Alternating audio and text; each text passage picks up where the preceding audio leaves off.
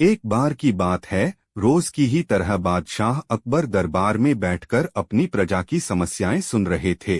सभी लोग अपनी अपनी समस्याएं लेकर बादशाह के सामने हाजिर हो रहे थे और तभी राघव व केशव नाम के दो पड़ोसी अपनी समस्या लेकर दरबार में आए। इन दोनों की समस्या की जड़ था इन दोनों घर के बीच मौजूद फलों से लबालब भरा आम का पेड़। मामला आम के पेड़ के मालिकाना हक को लेकर था। राघव कह रहा था कि पेड़ उसका है और केशव झूठ बोल रहा है।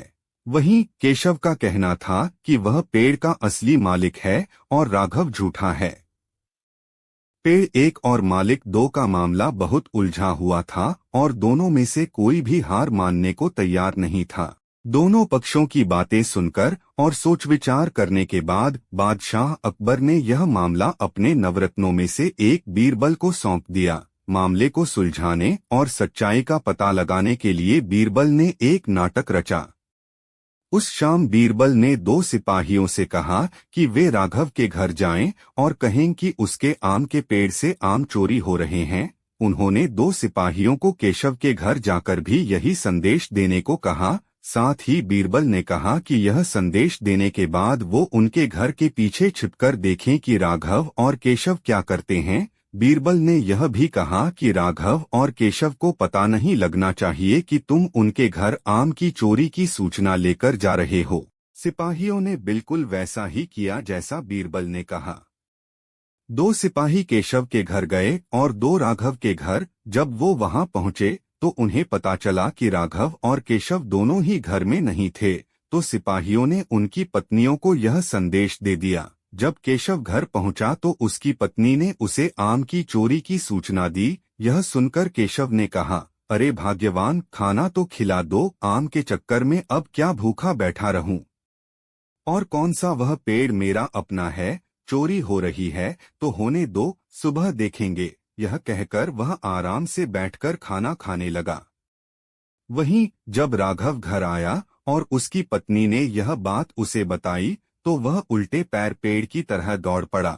उसकी पत्नी ने पीछे से आवाज लगाई, अरे खाना तो खा लीजिए।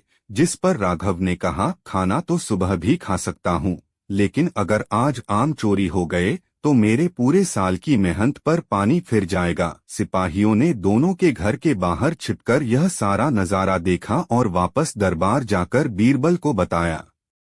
अगले दिन दोनों फिर से दरबार में हाजिर हुए। उन दोनों के सामने बीरबल ने बादशाह अकबर से कहा, जहां पनाह, सारी समस्या की जड़ वह पेड़ है, क्यों न हम वो पेड़ ही कटवा दें। न रहेगा बांस, न बजेगी बांसुरी। बादशाह अकबर ने इस बारे में राघव और केशव से पूछा, इस बारे में आप दोनों का क्या ख्याल है। इस पर केशव ने कहा, हुजूर आपकी हुकूमत है, आप जैसा कहेंगे मैं उसे चुपचाप स्वीकार कर लूंगा। वहीं राघव ने कहा, मालिक, मैंने 7 वर्ष तक उस पेड़ को सींचा है, आप चाहें तो उसे केशव को दे दीजिए, लेकिन कृपा करके उसे कटवाएं न, मैं आपके आगे हाथ जोड़ता हूँ। उन दोनों की बात सुनकर बादशाह अकबर ने बीरबल की तरह देखा और कहा, अब आपका क्या कहना है बीरबल। इसके बाद बीरबल ने बादशाह को बीती रात का किस्सा सुनाया और मुस्कुराते हुए कहा, हुजूर, पेड़ एक और मालिक दो, ऐसा कैसे हो सकता है। कल रात हुई घटना और आज हुई इस बात के बाद यह साबित हो चुका है कि राघव ही पेड़ का असली मालिक है और केशव झूठ बोल रहा है। यह सुनकर बादशाह ने बीरबल को शाबाशी दी।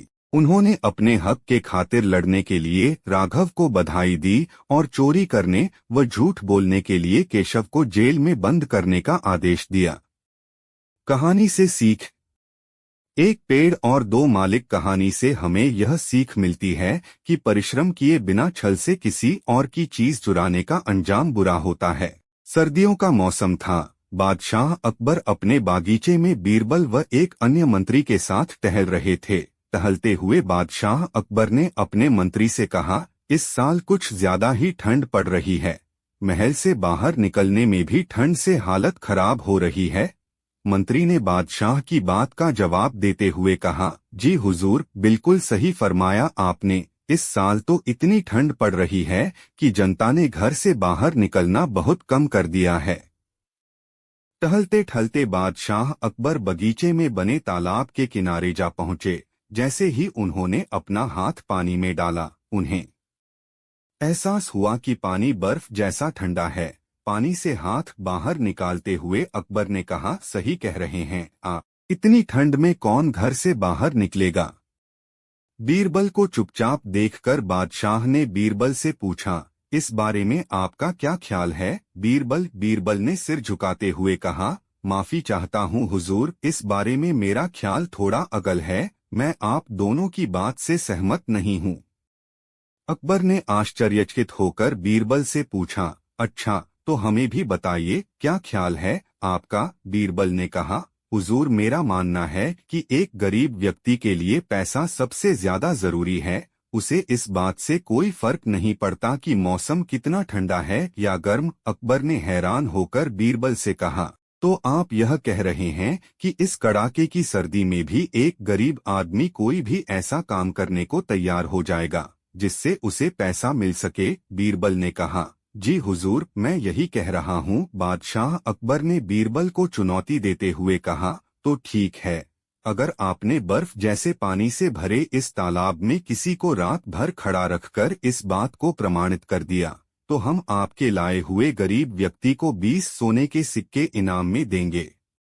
बादशाह की बात से सहमति जताते हुए बीरबल ने अगले दिन एक गरीब व्यक्ति को पेश करने का वादा किया।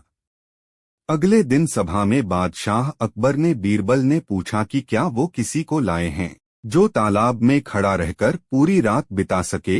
इस पर बीरबल ने गंगाधर नामक एक गरीब व्यक्ति को दरबार में मौजूद किया और कहा कि यह 20 सोने के सिक्कों के लिए तालाब में पूरी रात बिताने को तैयार है। बादशाह अकबर ने सभा समाप्त करते हुए कहा कि ठीक है, 2 सिपाही इस व्यक्ति की रात भर निगरानी करेंगे। अगले दिन फिर से दरबार लगा और बादशाह ने बीरबल से गंगाधर के बारे में पूछा, बीरबल कहाँ है आपका मित्र, कितनी देर टिक पाया वो उस बर्फीले पानी में। बीरबल ने कहा, महाराज वो यहीं है, मैं उसे दरबार में पेश करने की इजाजत चाहता हूँ। बादशाह की इजाजत मिलते ही बीरबल ने गंगाधर को दरबार में बुलाया। बादशाह अकबर ने गंगाधर को शाबाशी देते हुए कहा, हमें इस बात पर यकीन नहीं हो रहा है कि तुम पूरी रात उस बर्फ जैसे पानी में रहे और आज हमारे सामने सही सलामत खड़े हो। यह तुमने कैसे किया, पूरी सभा को बताओ। गंगाधर ने कहा, महाराज, शुरुआत में तो यह बहुत मुश्किल था, लेकिन कुछ समय बाद मुझे महल की एक खिड़की पर एक दिया जलता नजर आया। उस दिए को देखते हुए मैंने सारी रात बिता दी। बादशाह अकबर ने चौंक कर कहा, यह तो धोखा है, तुमने हमारे महल के जलते दिए की गर्मी से सारी रात बिता ली। फरेबी, तुम्हारे इस धोखे के लिए हम तुम्हें सजा नहीं दे रहे हैं, लेकिन तुम अब इस इनाम के हकदार भी नहीं हो। यह कहते हुए अकबर ने अपने सिपाहियों से गंगाधर को महल से बाहर ले जाने को कह दिया और सभा समाप्त करके अपने कमरे में चले गए।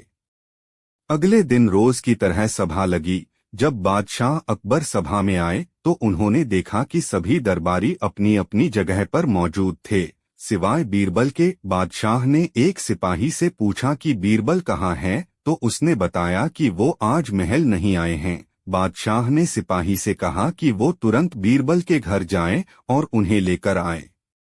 कुछ समय बाद सिपाही अकेले ही दरबार में लौट आया। बादशाह के पूछने पर सिपाही ने बताया, बीरबल अपने घर में खाना पका रहे हैं और उन्होंने कहा है कि खाना पूरी तरह पक जाने के बाद ही वो दरबार आएंगे। सिपाही की यह बात सुनकर बादशाह सोच में पड़ गए, क्योंकि आज से पहले कभी भी बीरबल ने महल आने में देर नहीं की थी।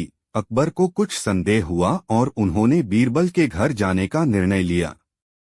जब बादशाह अकबर बीरबल के घर पहुंचे तो उन्होंने देखा कि बीरबल ने एक ऊंची खूंटी पर एक हांडी टांग रखी है और उसके नीचे जमीन पर लकड़ियां जला रखी हैं। बादशाह आश्चर्यचकित हो गए और बीरबल से पूछा कि वह क्या कर रहे हैं। इस पर बीरबल ने जवाब दिया कि वह अपने भोजन के लिए खिचड़ी पका रहे हैं।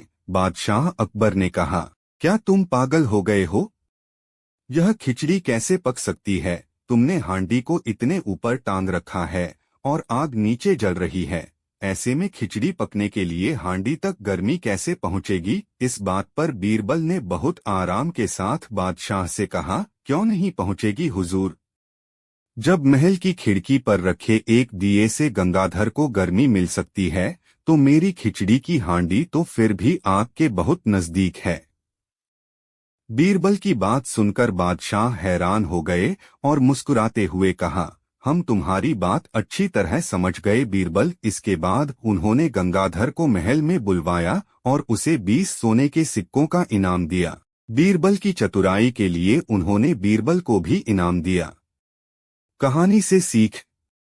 बच्चों, बीरबल की खिचड़ी की कहानी से हमें यह सीख मिलती है कि दूसरों की सफलता के पीछे किए गए परिश्रम को जाने बगैर उनके बारे में राय नहीं बनानी चाहिए। बहुत समय पहले भारत में महान मुगल सम्राट हुआ करते थे, जिन्हें बादशाह अकबर के नाम से जाना जाता था। अकबर के शासन में नवरत्न थे, जिनमें से चतुर बीरबल भी शामिल थे। बादशाह अकबर बीरबल से पहली बार जंगल में मिले थे। जब वह रास्त भटक गए थे, तब बीरबल ने उन्हें रास्ता दिखाया। उस समय बीरबल को महेशदास नाम से जाना जाता था। अकबर ने महेशदास का नाम बदलकर बीरबल रख दिया था। साथ ही बीरबल को विशेष सलाहकार के तौर पर अपने दरबार में नियुक्त किया था। क्योंकि बीरबल अधिक बुद्धिमान थे, वह अपने ज्ञान और चतुराई से हर सवाल और उलझन का हल निकाल दिया करते थे। बीरबल बेहद कम समय में महाराजा अकबर के चहेते सलाहकार बन गए थे। इस बात से उनके सभा के अन्य मंत्री और महामंत्री बीरबल से जला करते थे।